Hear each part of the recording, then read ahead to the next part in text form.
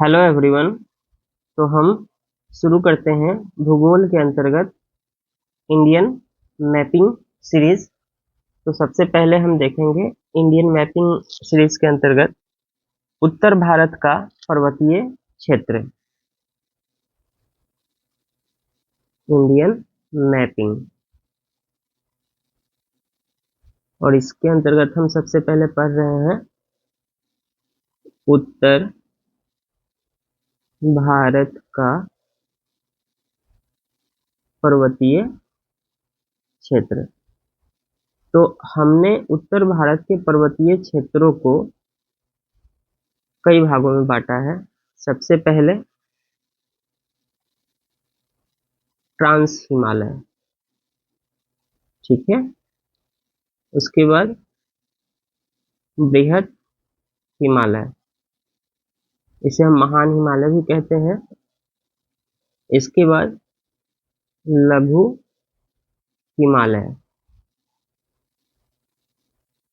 इसके बाद शिवालिक, और इसके बाद का क्षेत्र क्या है, उत्तरी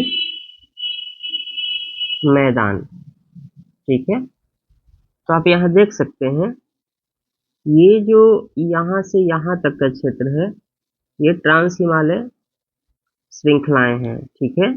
यहाँ पर आप बृहद हिमालय देख सकते हैं, ये पार्ट। उसके बाद ये है लघु हिमालय का पार्ट, और ये है शिवालिक हिमालय, ठीक है। इसके बाद हम देखते हैं कि इसके बीच में किस तरीके के संरचनाएं या स्ट्रक्चर पाए जाते हैं। तो ट्रांस हिमालय और बृहद हिमालय के बीच ITSZ संरचना पाई जाती है। इसको हम बोलते हैं इंडस सांगपो सूचर जोन। क्या बोलते हैं इसको, इंडस सांगपो सूचर जोन, ठीक है। उसके बाद बृहद हिमालय और लघु हिमालय के बीच में क्या पाया जाता है, इसको बोलते हैं MCT, मेन सेंट्रल थ्रस्ट, ठीक है। इसके बाद लघु हिमालय और शिवालिक के बीच में क्या पाया जाता है, इसको बोलते हैं MBF, मेन बाउंड्री फॉल्ट। और शिवालिक और उत्तरी मैदान के बीच में कैसा स्ट्रक्चर पाया जाता है, वो है HFF, हिमालयन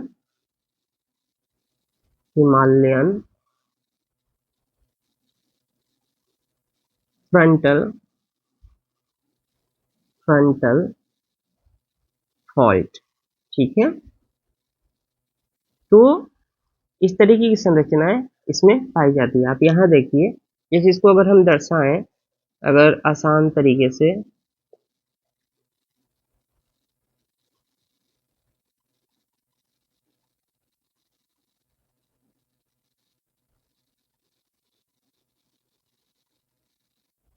तो ये देखिए, ये हो गया तिब्बत का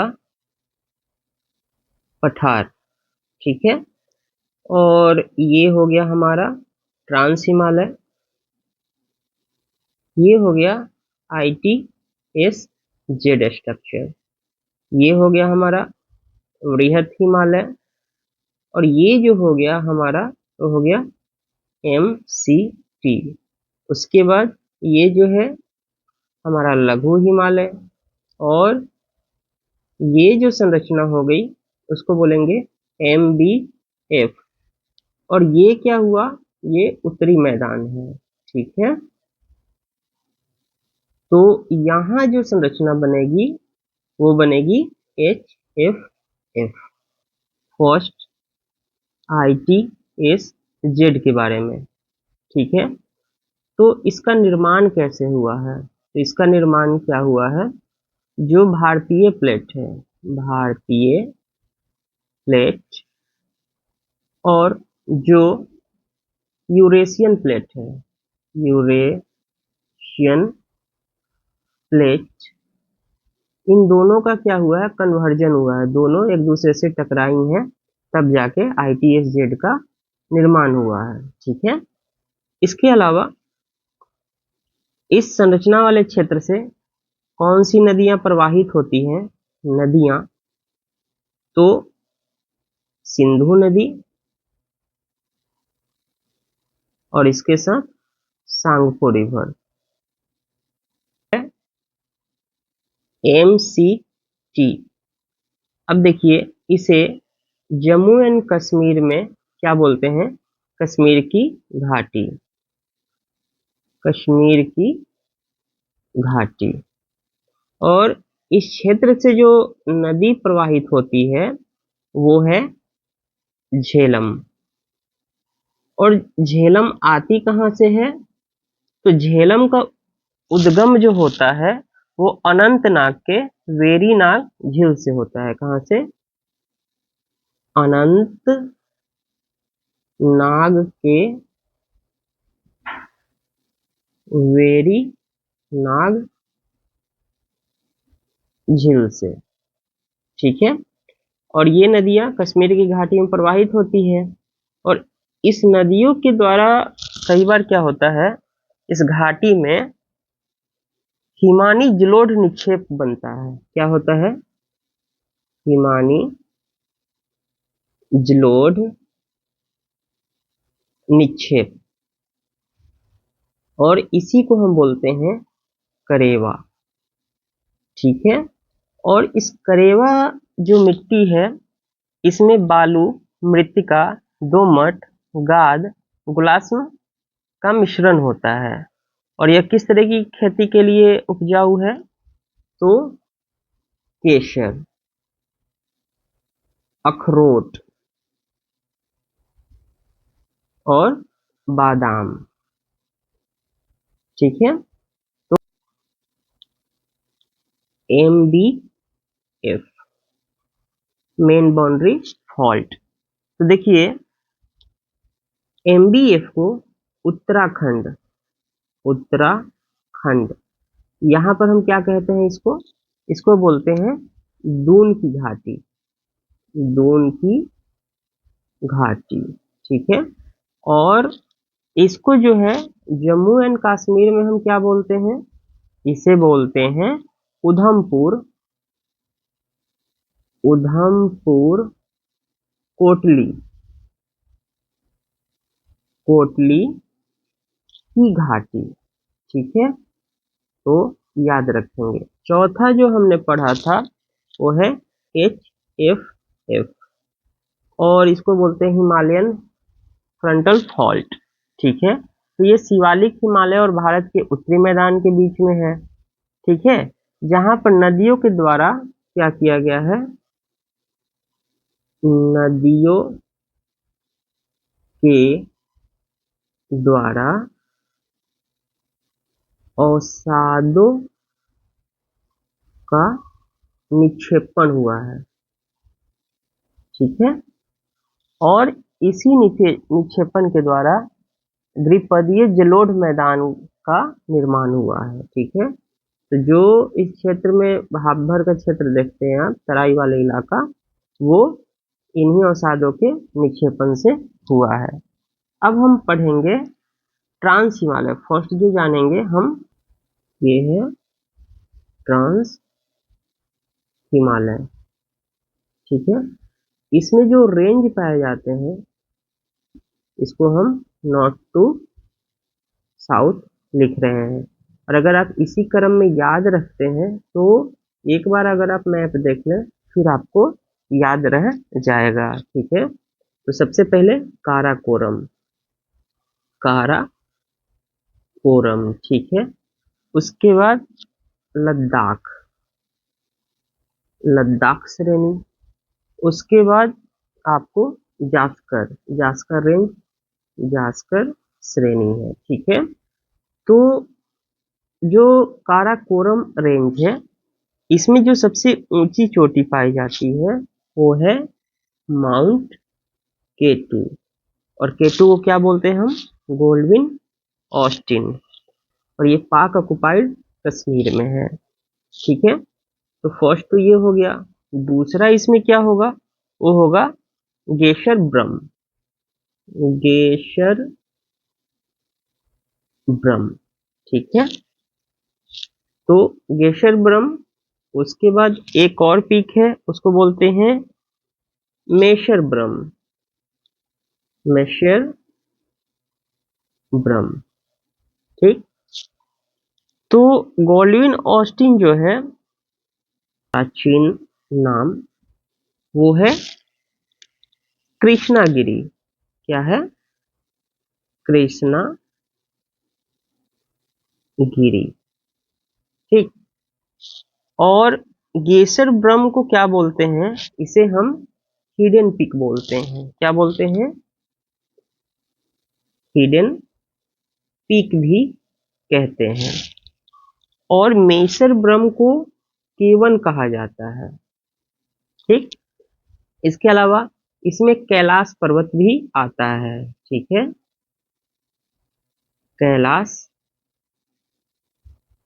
पर्वत, तो ध्यान रखिएगा, गॉडविन ऑस्टिन, गेसर ब्रह्म, मेसर ब्रह्म और कैलाश पर्वत।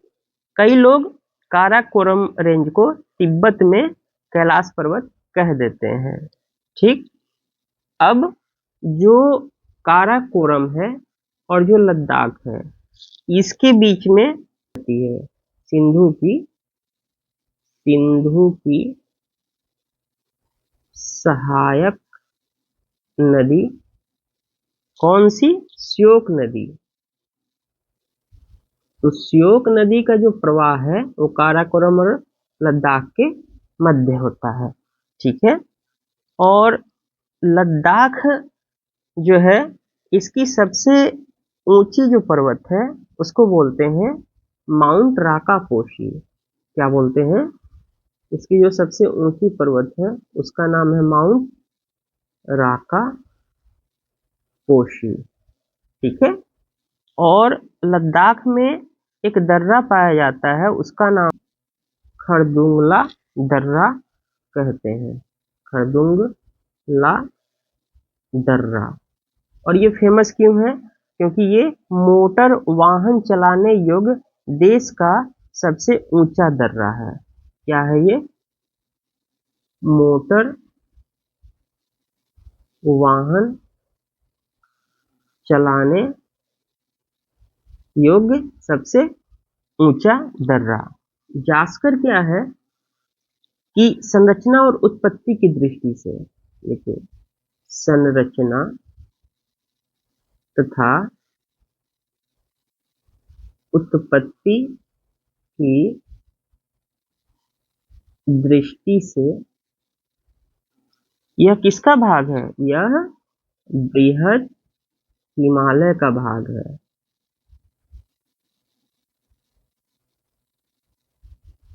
लेकिन इसका विस्तार कहाँ तक हुआ है? ट्रांस हिमालय तक। और इसमें जो महत्वपूर्ण चीज है, इसमें एक दर्रा है उसको बोलते हैं होटुला दर्रा। होटुला दर्रा, होटुला पास कहाँ है? तो जास्कर रेंज में। दूसरी चीज आप ध्यान रखेंगे कि जो लद्दाख है और जास्कर है, लद्दाख और जास्कर, इसके बीच में सिंधु नदी का ही प्रवाह होता है। यहाँ काराकोरम और लद्दाख के बीच में श्योक रिवर प्रवाहित हो रहा है, इसको ध्यान रखिएगा, ठीक। अब आगे देखिए, तो इसको मैप में आप देख लीजिए। तो यहाँ आप देखिए, ये है काराकोरम श्रेणी, यहाँ पर है लद्दाख श्रेणी, ये है जास्कर श्रेणी, ठीक है। और ये है कैलाश पर्वत। तो देखिए, इसी सीक्वेंस में अगर आप याद रखते हैं तो नॉर्थ टू साउथ भी आप अगर आता है तो लगा देंगे, ठीक है। सबसे ऊंची चोटी है जो विश्व की दूसरी सबसे ऊंची चोटी है। स्थानीय लोग इसे किस नाम से जानते हैं? तो इसे चोगोड़ी कहते हैं स्थानीय, ये ध्यान रखिएगा। अब आपके टू में ही एक दर्रा है उसको बोलते हैं अघिल दर्रा। एक दर्रा है उसको बोलते हैं अघिल दर्रा। यहाँ के किस प्रांत से? सिंध जी यांग प्रांत से। ठीक है, तो अघिल दर्रा से हम चाइना के सिंजियांग प्रांत में जा सकते हैं। ठीक, काराकोरम रेंज में हम देखते हैं ग्लेशियर के बारे में। काराकोरम, इसमें जो ग्लेशियर है, हम इसको साउथ से नॉर्थ की ओर से जाते हैं, नहीं हाँ, साउथ से टू नॉर्थ की ओर। ठीक है, तो सबसे पहले इसमें याद रखिएगा सियाचेन ग्लेशियर। ठीक है, दूसरा जो ध्यान रखना है वो है आपको बालतोरा ग्लेशियर, बालतोरा। ठीक है, तीसरा जो आपको ध्यान रखना है वो है वाइफो, बाइफो ग्लेशियर। और चौथा जो ध्यान रखना है आपको हिस्पार, हिस्पार हिमनदिया ग्लेशियर। तो ये जो है साउथ से नॉर्थ की ओर है, ध्यान रखिएगा। थोड़ा सा जान लीजिए, ये नुब्रा रिवर पर है, NUBRA रिवर। और नुब्रा रिवर क्या है? ये सिंधु नदी की सहायक रिवर है, सहायक नदी है। ठीक है, ट्रिब्यूटरी है। दूसरा, सियाचिन के बारे में एक बात और ध्यान रखना है, यह ध्रुवीय प्रदेश के बाहर सबसे लंबी हिमनदीय घाटी है। ठीक, अब हम जानते हैं ट्रांस हिमालय में कुछ प्रमुख दर्रों, प्रमुख दर्रा। ठीक है, तो एक तो हमने देखा था अघिल दर्रा, अघिल दर्रा जो सिंजियांग प्रांत से जोड़ता है। इसके अलावा कुछ दर्रे जो हैं, जैसे काराकोरम दर्रा स्वयं है, गैसरब्रम भी दर्रे हैं। उसके अलावा लनकला, लनकला, फिर कैप्संगला। देखिए, लनकला, फिर कैप्संगला, कपसंगला। उसके बाद आप देखेंगे तो इसमें है जाराला, जाराला, चार्डिंगला, चांगला और चार्डिंगला। तो ये आपको ध्यान रखना है। तो आप देख लीजिए, ये है काराकोरम, यहाँ है अघिल दर्रा। ठीक है, उसके बाद आप आगे आएंगे तो ये है लनकला, यहाँ पर है कैप्संगला। ठीक है, उसके बाद है स्पांगूर तोशो, ये है चांगला और ये जराला। ठीक है, तो ये दर्रे आप याद रखिएगा। तो नेक्स्ट क्लास में हम जानेंगे बृहद हिमालय के बारे में। तब तक इसको देखिए, आप चैनल पर नए हैं तो सब्सक्राइब कीजिए, लाइक कीजिए, शेयर कीजिए और बेल आइकन को अवश्य दबाएं। धन्यवाद।